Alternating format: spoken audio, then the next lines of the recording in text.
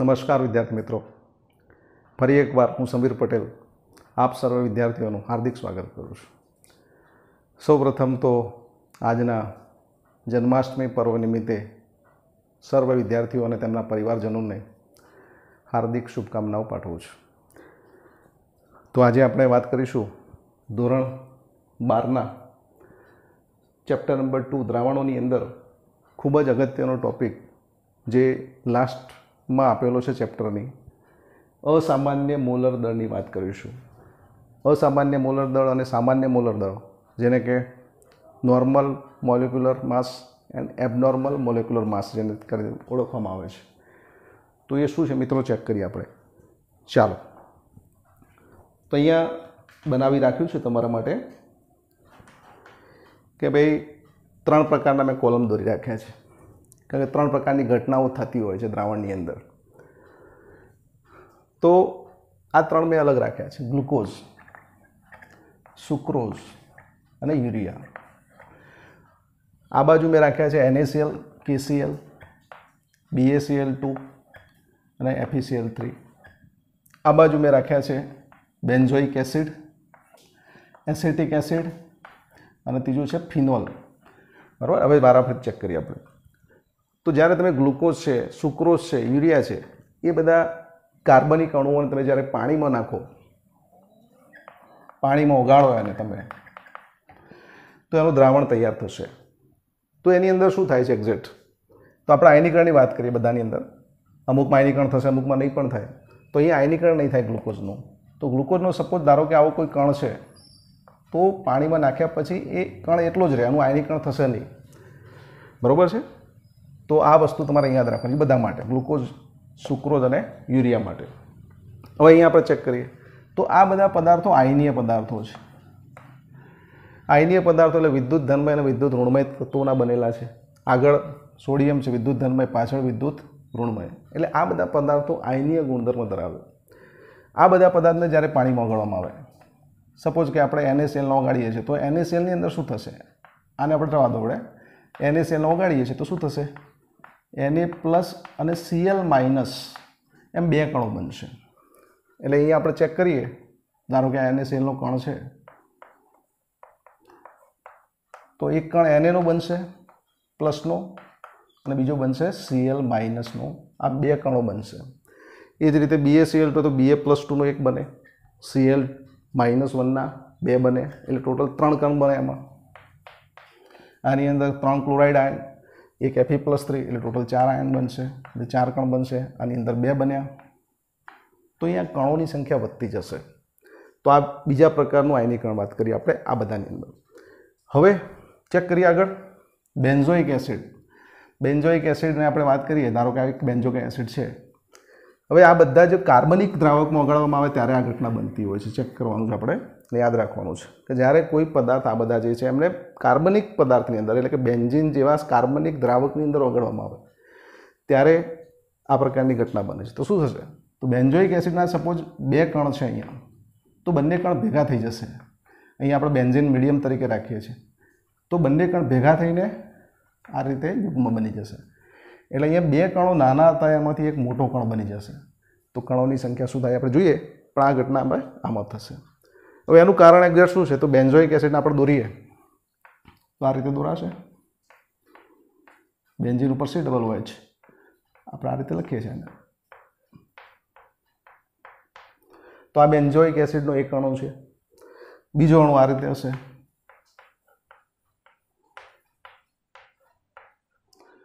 અહીંયા C દોરીએ આપણે. હવે આ ડબલ બંધ O છે, તો અહીંયા હું OH રાખું છું. અહીંયા OH છે, તો અહીંયા હું C ડબલ O રાખું છું. તો આ બેન્ઝોઇક એસિડના આ 2, એક કણ આ છે અને બીજો કણ આ છે.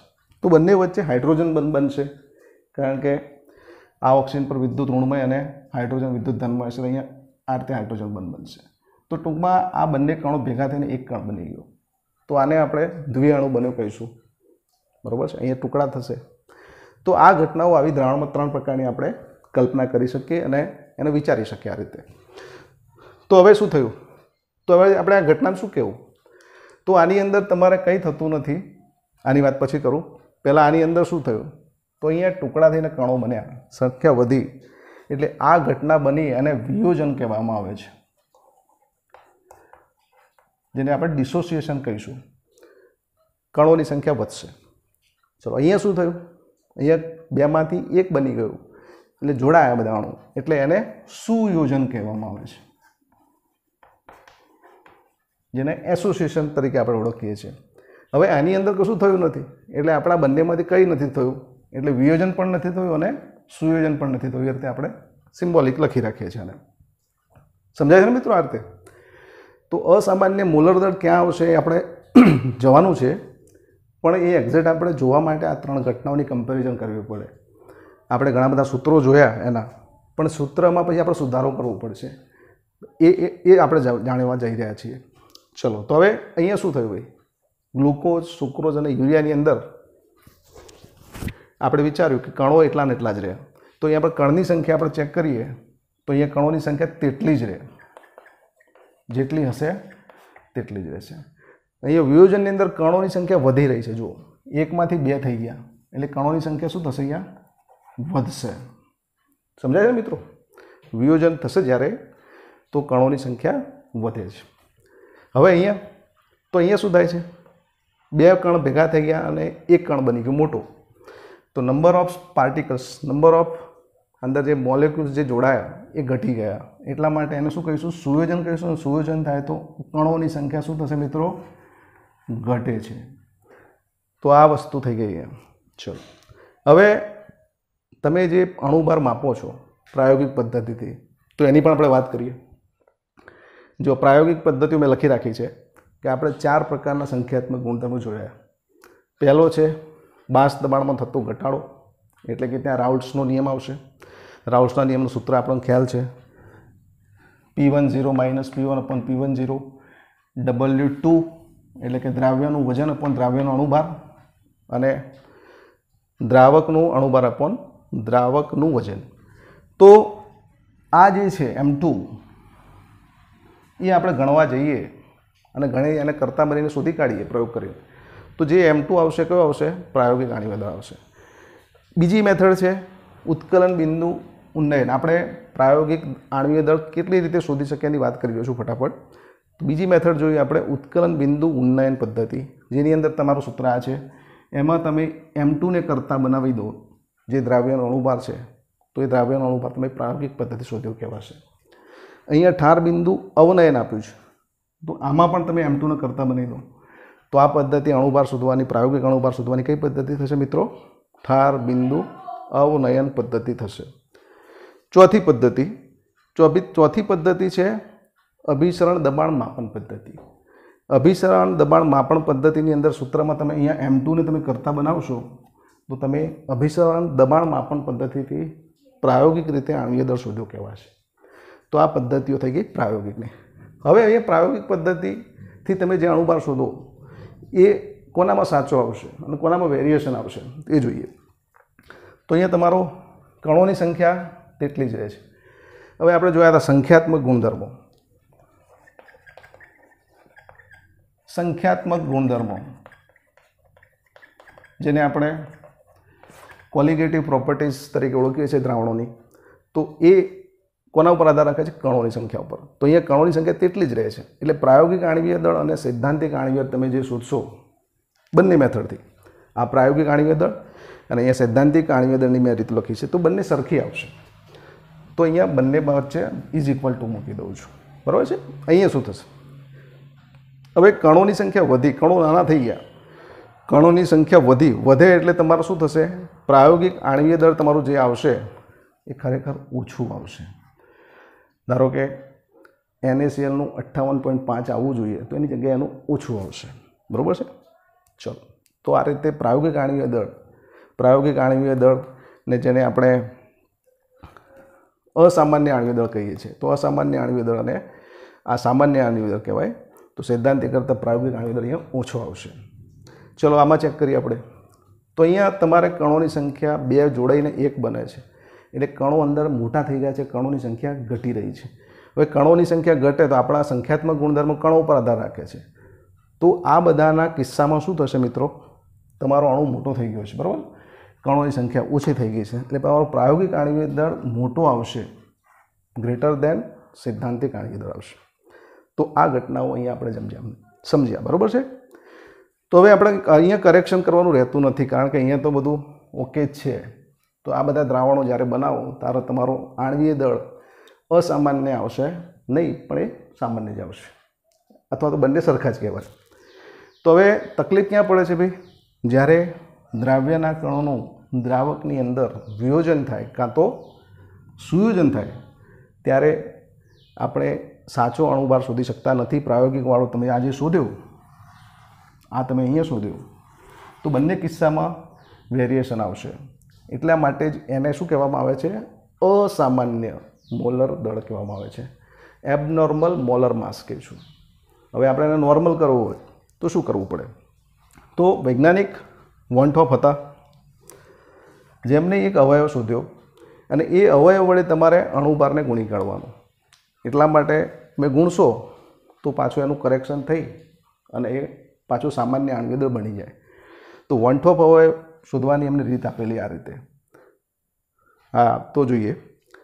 તો એના મેં સૂત્રો તૈયાર જ રાખ્યા છે. તમે અલગ અલગ રીતે વોન્ટહોફ અવયવ આઈ શોધી શકો. હવે વોન્ટહોફ અવયવ આપણે અહીં વાત કરી દઈએ. ભાઈ અહીંયા વોન્ટહોફ અવયવ કેટલો આવશે? તો અહીંયા તમારો આઈ ઇઝ ઇક્વલ ટુ 1 આવશે.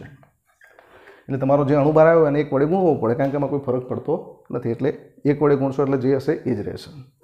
અહીંયા શું થાય છે? તમારો પ્રાયોગિક આણ્વીય દળ ઓછો આવે છે. ઓછો આવતો એટલે આપણે એને ગુણીને મોટો કરવો પડે. ધારો કે અડધો થઈ ગયો તો એને 2 વડે ગુણવા પડે. એટલે આઈ તમારો અહીંયા ગ્રેટર ધેન 1 આવશે. આ બધા MCQમાં પૂછાય છે મિત્રો. આ બધા કિસ્સામાં શું થાય? આઈ કેવો આવશે? ગ્રેટર ધેન 1 આવશે. આઈ એટલે કે વોન્ટહોફ અવયવ જેને આપણે કહીએ છીએ. અહીંયા શું થશે? અહીંયા આઈ પ્રાયોગિક આણ્વીય દળ તમે શોધ્યો તો વધારે આવ્યો, તો એ વધારે આવ્યો તેને આપણે ઓછો કરવો પડશે. ધારો કે ડબલ આવી ગયો તો એને શું કરવું પડે? આપણે 1 વડે મલ્ટીપ્લાય કરીને સીધું કરવું પડશે ને. તો અહીંયા આઈ લેસ ધેન કેવો હશે? 1 હશે. તો આ બધા કિસ્સામાં આઈની કિંમત આપણે વાત કરી. હવે આઈના સૂત્રો આપણે ચેક કરીએ છીએ. તો આઈના જે સૂત્રો છે એની અંદર 3 અલગ અલગ રીતે આપણે એના આઈના સૂત્રો આપણે મેળવી શકીએ. જોઈએ તો પહેલું સૂત્ર છે ભાઈ સામાન્ય આણ્વીય દળ અપોન અસામાન્ય આણ્વીય દળ. સામાન્યની બાજુમાં મેં લખી રાખ્યું છે સૈદ્ધાંતિક. હવે સામાન્ય આણ્વીય દળ એટલે તમે જ્યારે પરમાણુના ભેગા કરીને સરવાળો કરી દો પરમાણુ ભારનો, તે તમારો સામાન્ય આણ્વીય દળ કહેવાય. સામાન્ય, બરાબર? એમાં કંઈ કરેક્શન સાચું જ આવશે, એટલા માટે સામાન્ય કહીશું આપણે. આ બધી સામાન્ય આણ્વીય દળ. સામાન્ય એટલે કે સૈદ્ધાંતિક. બીજું છે અસામાન્ય, જે તમે પ્રાયોગિક શોધી લાયા કોઈ પણ મેથડથી.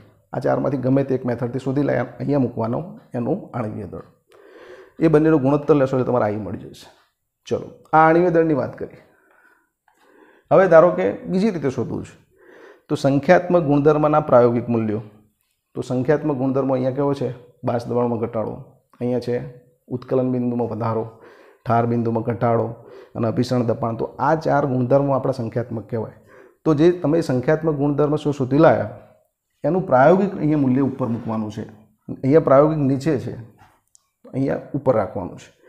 સંખ્યાત્મક ગુણધર્મનું સૈદ્ધાંતિક મૂલ્ય આ રીતે આપણે નીચે રાખીશું. અને આ વખતની ચોપડીમાં એક નવું સૂત્ર પણ ઉમેર્યું છે કે ભાઈ સુયોજન થાય અથવા તો વિયોજન થાય એ પછી જે કણો અંદર બન્યા એની સંખ્યા.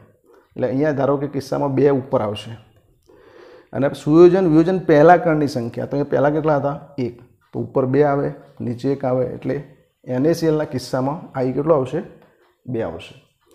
તો અહીંયા ઊંધું થશે, અહીંયા બનાવ આવશે. તો આ 3 સૂત્રોની મદદથી આપણે દાખલા ગણવાના આવશે. એમાંથી આપણે જોઈશું 2 રીતો, આની અને આ સૂત્રોની મદદથી આપણે મોટાભાગના દાખલા આપણે ગણી કાઢીશું. એ જે આ સમજાવ્યા પછી આપણે એને જોઈ રહ્યા છીએ. ચલો, તો વોન્ટહોફ અવયવ આઈ તમારો શોધાઈ ગયો. આ વોન્ટહોફ અવયવ આઈ એ બંને માટે સામાન્ય સૂત્રો છે, એટલા માટે બંનેની વચ્ચે લખેલા છે. તો તમારે ગમે તેની અંદર જે તમારે રીત આપી હોય એમાં આઈ તમારે આ 3 સૂત્રોમાંથી કોઈ પણ એકની મદદથી તમે શોધી શકો છો. હવે આઈ શોધ્યા પછી શું? તો હવે સુયોજન માટે વાત કરીએ આપણે. ધારો કે આપણે પહેલાં વિયોજન ચેક કરીએ. વિયોજનની અંદર શું થાય? તો વિયોજનની અંદર તમારે વિયોજન અંશ શોધવો પડે.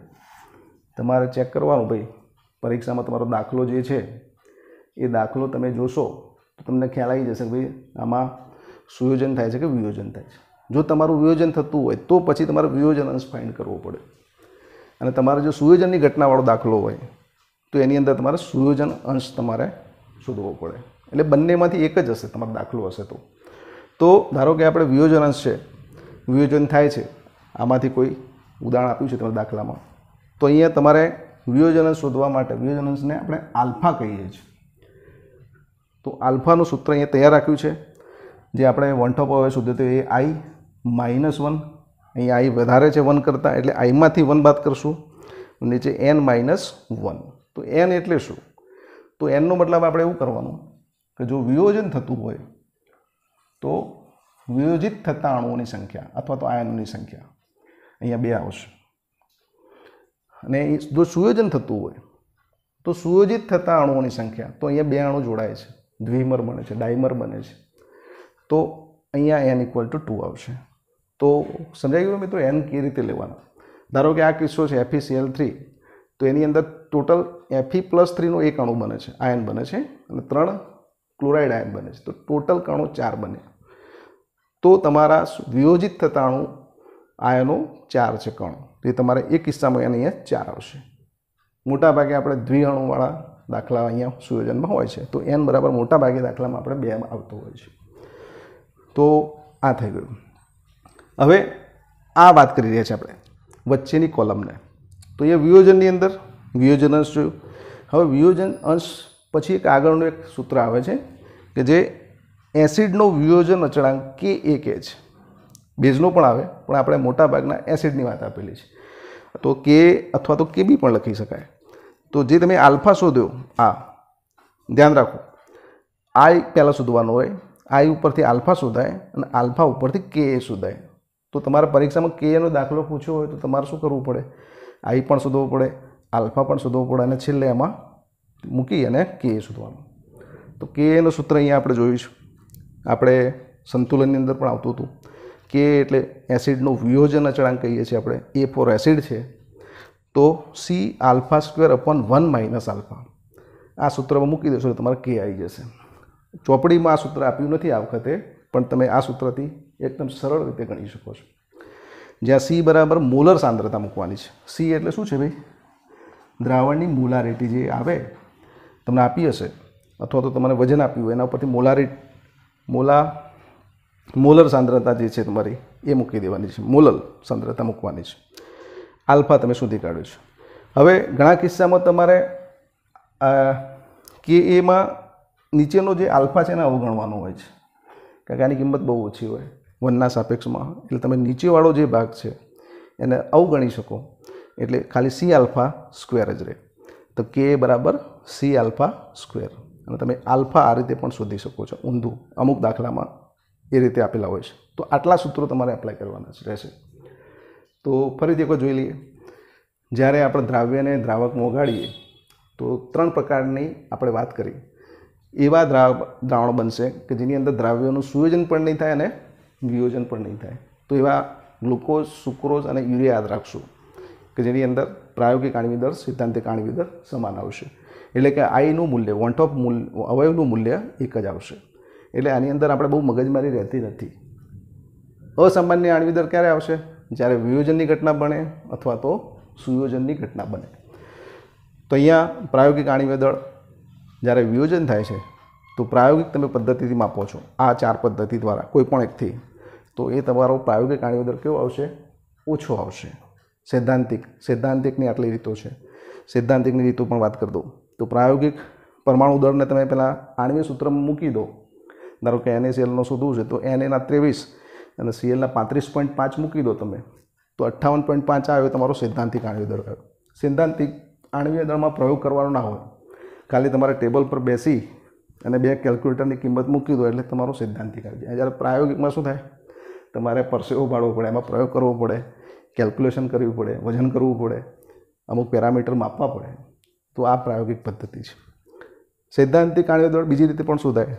ΔTB અને ΔTF માટે Kb ને મોલાલિટી વડે ગુણી કાઢવાના, અને ΔTF ની અંદર Kb ને મોલાલિટી વડે KF ને ગુણી કાઢવાના છે। તો આમાં પણ કેલ્ક્યુલેશન કરવાની નહીં, ખાલી આ બેનો ગુણાકાર જ કરી દેવાનો રહે એટલે સૈદ્ધાંતિક આવી જશે। તો સૈદ્ધાંતિક આટલી રીતે ગણાય છે। તો અહીંયા વાત કરીએ આપણે વિયોજન અને સુયોજનની। તો વિયોજન થાય તો I ગ્રેટર ધેન 1 આવશે, સુયોજન થાય તો પોઈન્ટ ઓફ અવયવ I લેસ ધેન 1 આવે છે। I ગણવાની 3 સૂત્રો આપ્યા। I તમારે બંનેમાં શોધવું પડે, એક જ રીત છે એની, 3 સૂત્રો દ્વારા શોધી શકો। કોઈ પણ એક રીતે તમને જે રીતે પરીક્ષામાં કિંમતો આપી હોય એમાં એ પ્રમાણે મૂકવાની। વિયોજન અંશ આલ્ફા ફક્ત કોના માટે હશે? વિયોજન થતું હોય ત્યારે, એનું સૂત્ર આપણે જોયું। સુયોજન અંશ x કહ્યું અને આપણે તેનું સૂત્ર જોયું। અને વિયોજનની અંદર એસિડનું વિયોજન અચળાંકનું આપણે Kનું એક વધારાનું સૂત્ર જોયું જે અહીંયા છે। તો મિત્રો આ બધા સૂત્રો તમે અત્યારે સ્ક્રીનશોટ લઈ લો, યાદ કરી લઈશું અને પછી આપણે હવે એક્ઝામ્પલ ગણીએ છીએ। ત્યાં સુધી આપણે આ લખી લો।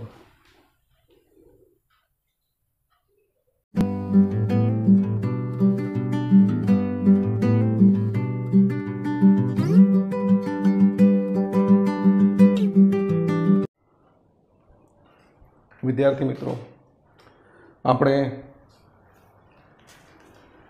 અસામાન્ય આણ્વીય દળની વાત કરી। અસામાન્ય આણ્વીય દળ કઈ ઘટનાના કારણે આવે છે, સુયોજન અને વિયોજન એની પણ વાત કરી। સુયોજન અને વિયોજન કઈ રીતે આણ્વીય દળને અસામાન્ય બનાવી દે છે એની વાત આપણે કરી। હવે એના કેટલાક દાખલા તમને આપ્યા છે બુકની અંદર। તો છેલ્લા જે 2 દાખલા છે એમાંથી એક દાખલો તારે ગણાવું છું। પહેલો આપણો દાખલો જોઈએ છે જે તમારો કોયડા નંબર 2.12 છે। રકમ એની વાંચીએ આપણે। 25 ગ્રામ બેન્ઝીન માં ઓગાળેલ 2 ગ્રામ બેન્ઝોઇક એસિડ, જેનું સૂત્ર આપ્યું છે C6H5COOH। આ રીતે બેન્ઝોઇક એસિડ ઠાર બિંદુમાં અવનયન, ઓગાળતા ઠાર બિંદુમાં અવનયન, ઠાર બિંદુમાં અવનયન એટલે આપણે શું કહીશું એને? ડેલ્ટા TF કહીશું। એ આટલું આપેલું છે, આટલા કેલ્વિન છે। બેન્ઝીનનો મોલલ અવનયન અચળાંક 4.9 છે। 4.9 મોલલ અવનયન અચળાંક દ્રાવકનો હોય, અહીંયા આપણું બેન્ઝીન દ્રાવક છે એટલે એનો મોલલ અવનયન અચળાંક આપ્યો છે। જો એસિડ દ્રાવણમાં દ્વિઅણુ બનાવે છે, દ્વિઅણુ બનાવે છે એનો મતલબ કે n = 2 કહેવાય। 2 અણુ ભેગા થઈ અને સુયોજિત થાય છે। તો સુયોજન કેટલા ટકામાં થયેલું હશે? સુયોજન તો એસિડનું કેટલા ટકા સુયોજન થયેલું હશે? સુયોજન આપણે x ની વાત કરેલી, હવે ટકાની અંદર શોધવાના છે આપણે, પછી થોડુંક કરેક્શન એમાં આગળ જઈશું થોડું। તો આ રકમ આપણે આવી હતી, આમાંથી જેટલી વસ્તુ મળે છે આપણે લઈ લઈએ પહેલાં। તો આની અંદર શું આપ્યું છે ભાઈ? 25 ગ્રામ બેન્ઝીન। તો 25 ગ્રામ બેન્ઝીન તમને ખ્યાલ આવી જવો જોઈએ, દ્રાવક છે એટલે આપણે W1 લઈએ છીએ। 2 ગ્રામ બેન્ઝોઇક એસિડ, 2 ગ્રામ બેન્ઝોઇક એસિડ જે આપણે દ્રાવ્ય છે એટલે 2 લઈએ છીએ, બરાબર? એ તમારે યાદ રાખવાનું, દ્રાવક દ્રાવ્ય। તમે દ્રાવ્ય અને દ્રાવકને ઓળખી નાખો તો તમને W1 W2 સૂત્રમાં મૂકવાની એકદમ સરળતા રહી જશે। પછી બીજું શું આપ્યું છે? ઠાર બિંદુમાં અવનયન, તો ડેલ્ટા TF આપ્યું છે તમને। ડેલ્ટા TF = 1.62 કેલ્વિન છે। બેન્ઝીનનો મોલલ અવનયન અચળાંક એટલે KF કહીશું એને આપણે। આ 4 સૂત્રમાંથી આ સૂત્રની વાત કરી રહ્યા છીએ ઠાર બિંદુમાં। તો આના લગતા બધી પેરામીટર તમને આપેલા છે અહીંયા। તો KF તમને આપે છે મોલલ અવનયન અચળાંક 4.9 કેલ્વિન કિલોગ્રામ મોલ ઇન્વર્સ એનો એકમ છે। એસિડનું દ્વિઅણુમાં સુયોજન થાય છે તો n = 2 છે। સુયોજન થાય છે એટલે સુયોજન અંશની વાત કરેલી છે, x ની વાત કરેલી છે। ટકામાં x પૂછ્યા છે આપણે, ટકા x। તો શું કરવું પડે મિત્રો? તો આની અંદર તમને બેન્ઝોઇક એસિડનું સૂત્ર આપેલું છે, તો એના ઉપરથી તમને x એટલે શું થયું? x અહીંયા સુયોજન થશે એટલે x નું સૂત્ર શું થશે ભાઈ? x નું સૂત્ર તમારે સુયોજન થાય તો અણુઓની સંખ્યા તમારી ઘટશે તો અણુભાર તમારા કેવા આવશે? અણુઓની સંખ્યા ઘટે એટલે અણુ મોટો થઈ જશે એટલે અણુભાર તમારો વધારે આવશે, વધારે આવે એટલે તમારો આઈ કેવો હોય, આઈ તમારો 1 થી ઓછો હશે એટલે તમારે x બરાબર તમારે એનું સૂત્ર થશે 1 માઇનસ આઈ થશે અને નીચે થશે n-1 અને ઇન્ટુ n. તો આ સૂત્ર દ્વારા આપણે x સુધી લઈશું. પણ આઈ ક્યાંથી શોધવાનો? તો બીજો પ્રશ્ન આપણો થાય આઈનો. તો આઈ ઇક્વલ ટુ આપણી જોડે સૂત્ર હતું સામાન્ય આણ્વીય દળ અપોન અસામાન્ય આણ્વીય દળ. આ સૂત્રની મદદથી આપણે આઈ શોધી એના અંદર મૂકી દેવાનું. તો આ રીતે છે. હવે સામાન્ય આણ્વીય દળ અને અસામાન્ય આણ્વીય દળ. તો સામાન્ય આણ્વીય દળ એટલે આપણે વાત કરીએ તો સૈદ્ધાંતિક આણ્વીય દળ ના પ્રાયોગિક. તો બંને આપણે શોધી કાઢીએ અને પછી આઈ શોધી કાઢીએ અને આઈની કિંમત આપણે એક્સમાં મૂકી દઈશું. તો આ રીતનું આપણું સૂત્ર થશે. તો પહેલાં આપણે શું કરીએ ભાઈ, સામાન્ય આણ્વીય દળ. સામાન્ય આણ્વીય દળ એટલે કે આપણે વાત કરી હતી સૈદ્ધાંતિક આણ્વીય દળ. પહેલું સૂત્ર આપણું આપેલું છે એના ઉપરથી આપણે શોર્ટમાં બનાવી દઈએ. તો કાર્બન કેટલા થશે ભાઈ? કાર્બન 6 ને 1 7 થશે, હાઇડ્રોજન 6 થશે અને ઓક્સિજન 2 થશે. તો 7 કાર્બનના 12 હોય પરમાણુ ભાર, 6 ઇન્ટુ હાઇડ્રોજનનો 1 હોય, 2 ઇન્ટુ ઓક્સિજન એટલે કે ઓક્સિજનનો 16 હોય છે પરમાણુ ભાર. હાલો તમે સરવાળો કરશો, 12 7 84 6 90 થશે આ સરવાળો. 90ની અંદર 32 ઉમેરશો એટલે 122 યુનિફાઈડ માસ આવશે. તો આ તમારો જે આવે એ સામાન્ય આણ્વીય દળ, સામાન્ય આણ્વીય દળ આવી ગયો. કોનો? બેન્ઝોઇક એસિડનો. હવે આપણે પ્રાયોગિક આણ્વીય દળ શોધીએ છીએ. પ્રાયોગિક આણ્વીય દળ જે આપણો અસામાન્ય કહીએ છીએ આપણે, જે થોડોક સૂર્યના કારણે કેવો આવશે? વધુ આવવાનો છે અસામાન્ય આણ્વીય દળ. ચલો તો હવે આ સૂત્રો જે છે પ્રાયોગિક પદ્ધતિ જે આપી એમાંથી આપણું આ સૂત્રમાં આપણે M2 કરતા બનાવી દઈએ. તો સૂત્ર શું થશે ભાઈ આણ્વીય દળ શોધવા માટે? M2 ને આપણે આ બાજુ લાવી દઈએ. તો તમારે સૂત્ર થશે KF into W2 as it is રાખીએ આપણે 1000 અપોન ડેલ્ટા TF ને અહીંયા નીચે લાવી દઈએ અને ગુણ્યા W1. ચલો આની અંદર ફટાફટ આપણે કિંમત મૂકી દઈએ. KFની કિંમત તમને આપેલી છે 4.9. W2 એટલે બેન્ઝીનનું નહીં, આપણે બેન્ઝોઇક એસિડનું વજન દ્રાવ્યનું 1000 અપોન ડેલ્ટા TF તમને આપેલો છે પ્રમાણે 1.62 મૂકી દઈએ છીએ. W1 એટલે કે દ્રાવકનું વજન, બેન્ઝીનનું વજન 25 ગ્રામ. આનું આપણે કેલ્ક્યુલેશન કરશું તો આનો જવાબ 4.9 multiply by 2 multiply by 1000 divided by 1.62 divided by 25 241.96 આપણે આવે છે. આ પણ એવું આવશે. તો આપણે બંને એક સામાન્ય આણ્વીય દળ અને અસામાન્ય આણ્વીય દળ, સૈદ્ધાંતિક અને પ્રાયોગિક બંને શોધી કાઢે. તો આ બંનેનો ઉપયોગ કરીને આપણે આઈ શોધી શકીએ મિત્રો. તો આઈનું સૂત્ર યાદ રાખીશું, સામાન્ય આણ્વીય દળ અપોન અસામાન્ય આણ્વીય દળ. આ કિંમત આપણે મૂકી દઈએ બંને જો શોધીએ. સામાન્ય એટલે કે આપણું આ સૈદ્ધાંતિક સૂત્રની મદદથી જસ્ટ આપણે કોઈ પ્રયોગ કર્યો નથી, ખાલી કિંમત જ મૂકીને લાવી દીધું કેલ્ક્યુલેટરથી.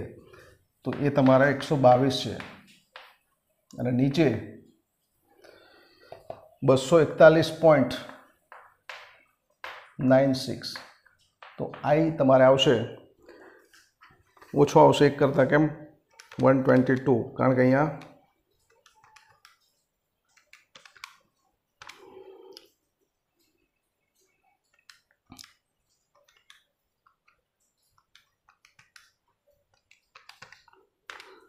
જવાબ આવે છે 0.504. પાછળના ડિજિટ આપણે લેતા નથી, આટલા રાખીએ છીએ. તો આ આઈ આવી ગયો. આઈ એટલે કે વોન્ટ ઓફ અવયવ તમે ગણી કાઢ્યો.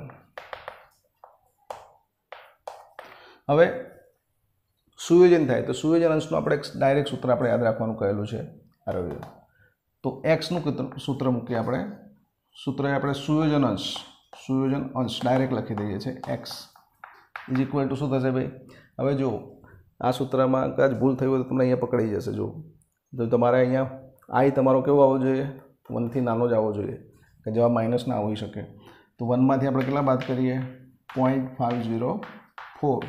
એન આપણા 2 છે, સુયોજન દ્વિઅણુ બને છે, 2 અણુ જોડાતા અણુ 2 છે, 2 - 1 અને 12 આપણે એન રાખવાના છે 2. તો અહીંયા 1 માંથી આ બાદ કરીએ, નીચે તો 1 થઈ ગયા એ 2.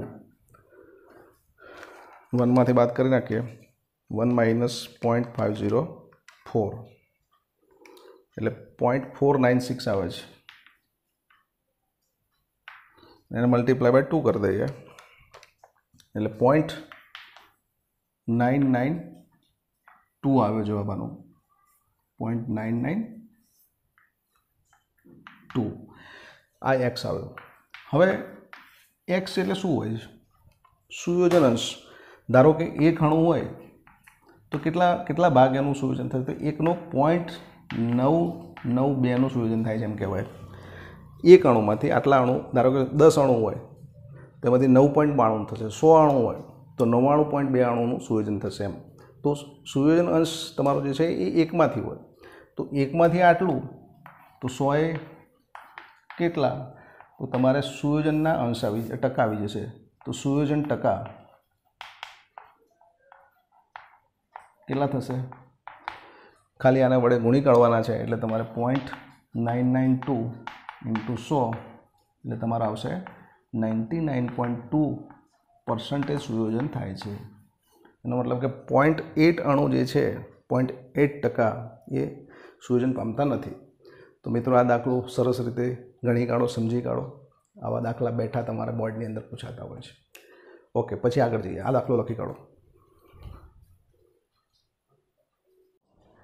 વિદ્યાર્થી મિત્રો, બીજો એક દાખલો છે કોયડા નંબર 2.13. આ દાખલો પણ અસામાન્ય આણ્વિક દળનો લગતો છે. હવે થોડો ફર્મો તૈયાર રાખું છું કારણ કે આપણો ટાઈમ ઓછા સમયમાં દાખલો પૂરો થઈ જાય, નહીં તો વિડીયોની લેન્થ પાછી વધી જતી હોય છે. તો અહીંયા તૈયાર છે, રકમ વાંચીએ. શું કહે છે મિત્રો? જુઓ કે ભાઈ 0.06 ગ્રામ ml ઇન્વર્સ ઘનતા ધરાવતા 0.6 ml એસિટિક એસિડ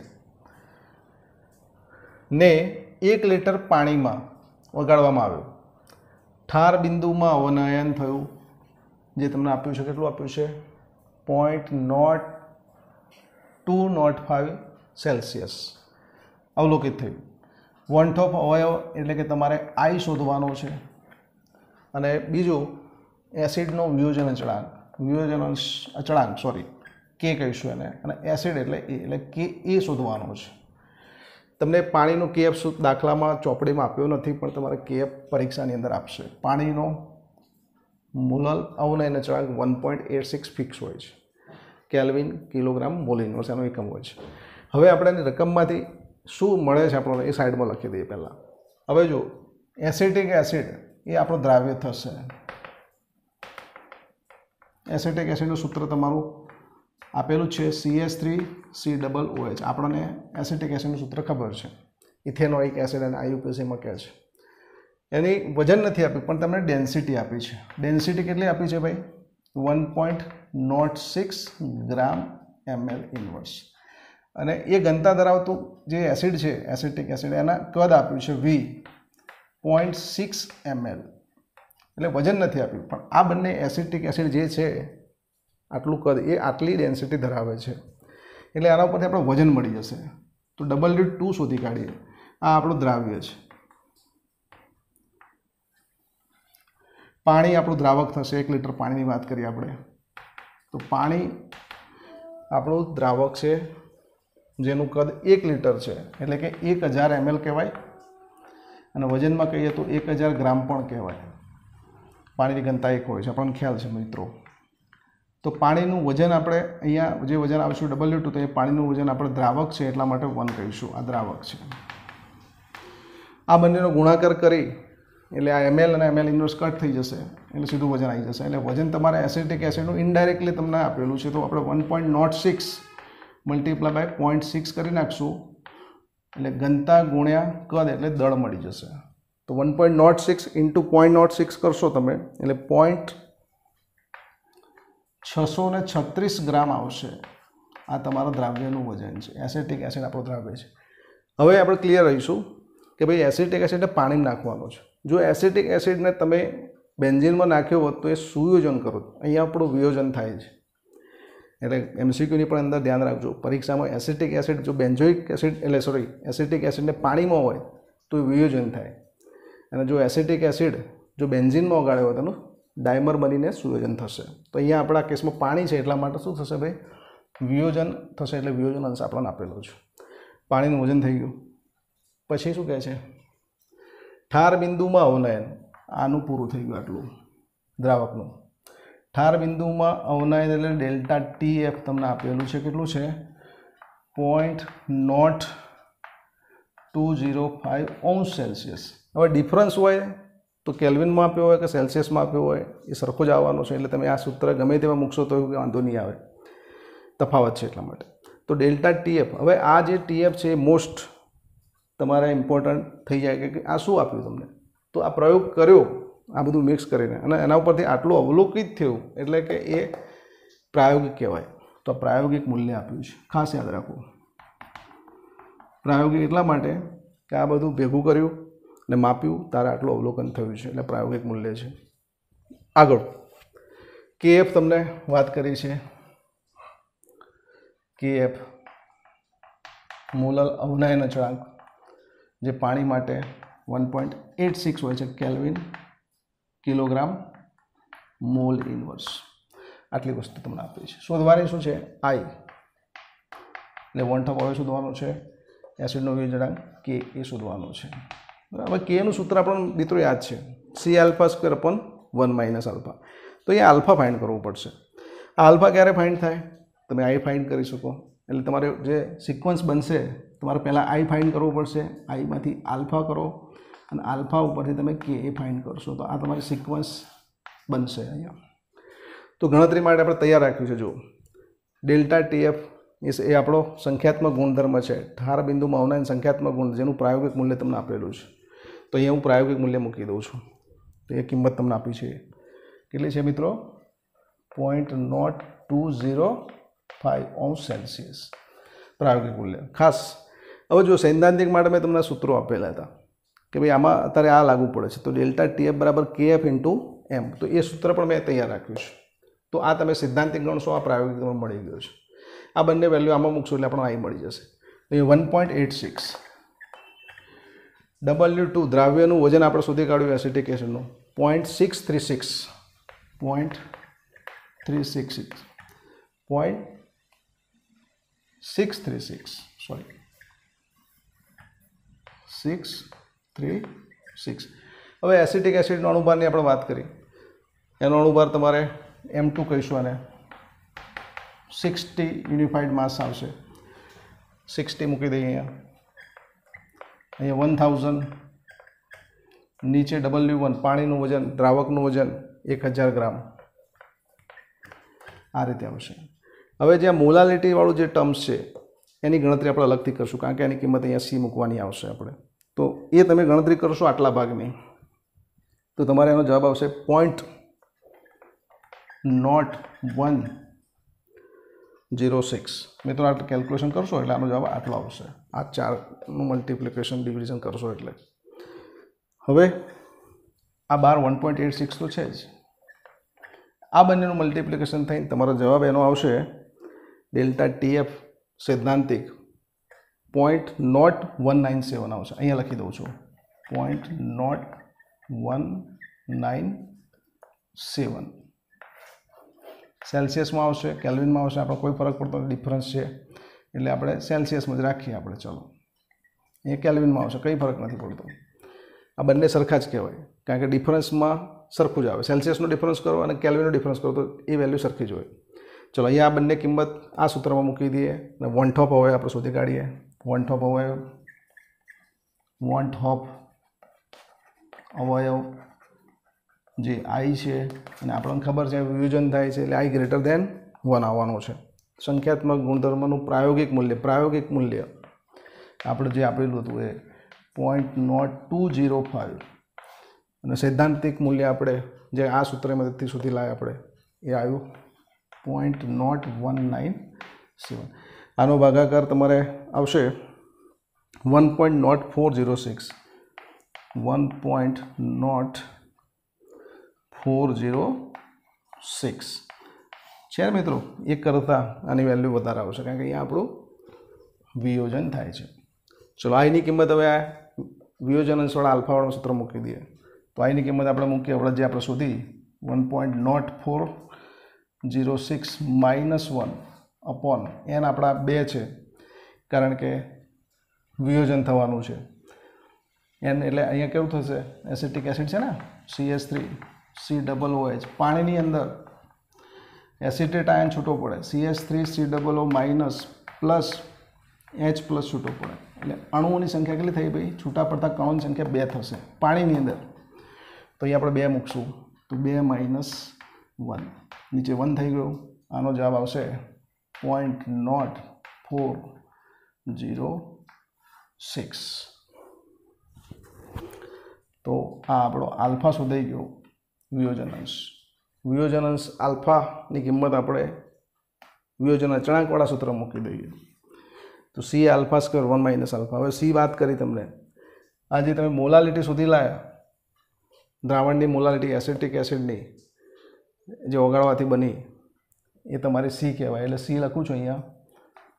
C આપણે કેટલી સુધી લાવ્યા હતા અહીંયા 0.0106 તે અહીંયા મૂકવાની છે 0.0106. આલ્ફા આપણે શોધ્યો 0.0406 એનો સ્ક્વેર કરી નાખીએ અને નીચે 1 - 0.0406. મિત્રો આનું સાદુરૂપ આપશો તો ડાયરેક્ટ તમારો જવાબ હું તમને કહી દઉં છું 1.82 × 10⁻⁻5 આવશે. જાણીએ છીએ આપણે કે ઓછો હશે કારણ કે નિર્બળ એસિડ છે એસિટિક એસિડ એટલે માઇનસમાં આવશે. તો મિત્રો આ રીતે આપણે આ આખો દાખલો પૂરો કરીએ છીએ અહીંયા. તો આમ દાખલો સિમ્પલ છે પણ પરીક્ષાની અંદર જ્યારે પૂછાય ત્યારે શું કરવું એ ક્રમિકતા યાદ ના હોય તો પછી અટવાઈ જતા હોઈએ છીએ. તો એ આપણે અહીં ધ્યાન આપવાનું છે. તો મિત્રો આપણે આજના આ આપણે લેક્ચરની અંદર આપણે અસામાન્ય આણ્વીય દળ જોયું અને એના લગતા દાખલા જોયા. તો આ ટૉપિક મેં તમને સારામાં સારી રીતે સમજાવવાનો મારી રીતે ટ્રાય કર્યો છે. તો આને ધ્યાનથી રાખીશું. હવે આપણી ચેનલને મિત્રો બાકીના જે છે સબસ્ક્રાઈબ કરજો. તમારા મિત્રો અથવા તો કોઈ જરૂરમંદ વિદ્યાર્થી હોય તેને શેર કરજો. તો આ સાથે આપણે અહીંયા પૂરું કરીએ છીએ આપણું. Thank you.